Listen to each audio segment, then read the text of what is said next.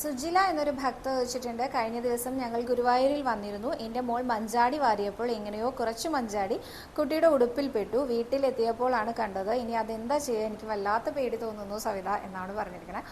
ഒട്ടും പേടിക്കേണ്ട സുജില ചേച്ചി, കാരണം ഇത് കുട്ടി മനഃപൂർവ്വം വാരി എടുത്തുകൊണ്ട് വന്നതൊന്നുമല്ല. മുൻപൊരിക്കൽ മഞ്ചാടി അവിടെ നിന്ന് എടുത്തുകൊണ്ട് വരാൻ പാടുമോ എന്ന് കുറേ പേര് ചോദിച്ചപ്പോൾ ഞാൻ പറഞ്ഞു ഒരിക്കലും പാടില്ല. ഗുരുവായൂരപ്പൻ്റെ ഏറ്റവും ഇഷ്ടപ്പെട്ട ഒരു കളിപ്പാട്ടം പോലെയാണ് മഞ്ചാടി എന്ന് പറഞ്ഞിരുന്നു. ഭക്തജനങ്ങൾ ആഗ്രഹിച്ച് ഭഗവാന് സമർപ്പിക്കുന്നതാണ് എന്ന് പറഞ്ഞിരുന്നു.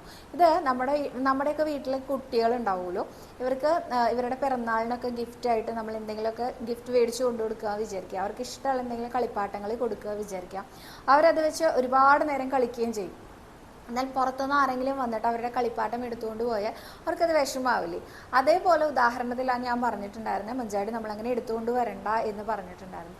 എന്നാൽ ഇതേ കുട്ടി തന്നെ നമ്മളൊരു കുട്ടിയോടുകൂടെ അവരുടെ വീട്ടിൽ ചെന്ന് കുറച്ചു നേരം ഇരുന്ന് സംസാരിക്കുന്ന സമയത്ത് ഈ രണ്ട് കുട്ടികളും കൂടി കളിക്കുക എന്ന് വിചാരിക്കുക.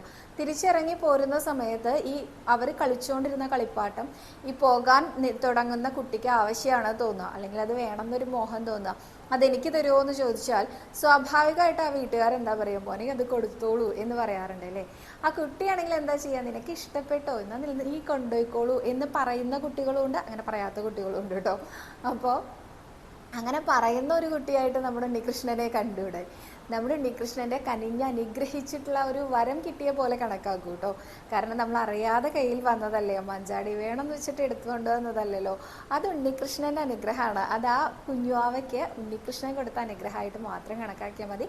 ഒട്ടും പേടിക്കേണ്ട കേട്ടോ. നോക്കൂ, നമ്മുടെ ഉണ്ണികൃഷ്ണനുണ്ടല്ലോ, ദേഷ്യപ്പെടാനൊന്നും അറിയില്ല കേട്ടോ. അനുഗ്രഹദായകനാണ് അദ്ദേഹം, അനുഗ്രഹിക്കാൻ തന്നെ അറിയുള്ളൂ. അതുകൊണ്ട് ഇങ്ങനത്തെ കാര്യങ്ങളൊക്കെ പാപമാണോ തെറ്റാണോ, എന്താ പറയുക, എന്തെങ്കിലും ദോഷം വരുമോ, ഇങ്ങനെയൊന്നും ചിന്തിക്കരുത്. നമ്മൾ അറിഞ്ഞുകൊണ്ട് ചെയ്യുന്ന ഒന്നും അല്ലാത്തത്. അതുകൊണ്ട് തന്നെ ഭഗവാൻ നമ്മളെ അനുഗ്രഹിച്ചതാണ്. ആ മഞ്ചാടിയിലൂടെ കുഞ്ഞിന് അനുഗ്രഹം കിട്ടിയതായിട്ട് വിചാരിക്കും.